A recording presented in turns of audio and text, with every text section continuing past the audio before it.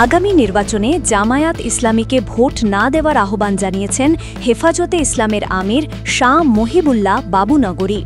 শুক্রবার রাতে চট্টগ্রামে এক অনুষ্ঠানে তিনি বলেন, কুফুরি যাতে প্রতিষ্ঠা করতে না পারে সেজন্য সামনের নির্বাচনে জামায়াতকে ভোট দেওয়া যাবে না।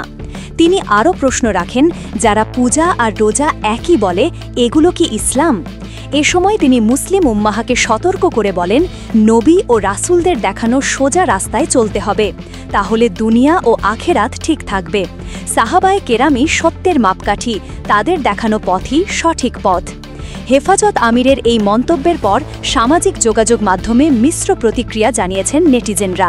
কেউ কেউ তার বক্তব্যকে সমর্থন করেছেন, আবার কেউ ভিন্ন মত প্রকাশ করেছেন। এর আগে গত ৪ আগস্ট ফটিকছড়ির এক মতবিনিময় সভায়ও জামায়াত ইসলামীকে কটাক্ষ করেছিলেন মহিবুল্লাহ বাবুনগরী। সে সময় তিনি বলেন, জামায়াত একটি ভণ্ড ইসলামী দল, সহি ইসলামী দল নয়। তারা মদিনার ইসলাম নয়, বরং মসজিদের ইসলাম কায়েম করতে চায়। আমরা জামায়াতকে ইসলামী দল মনে করি না। তারা কখনো মদিনা ইসলাম চায়নি, বরং মোদিবাদ প্রতিষ্ঠা করতে চায়। তাই তাদের সঙ্গে ঐক্য সম্ভব নয়। সাম্প্রতিক সময়ে জামায়াত ইসলামীকে ঘিরে সমালোচনায় সরব হয়েছেন হেফাজতের ইসলামের এই শীর্ষ নেতা।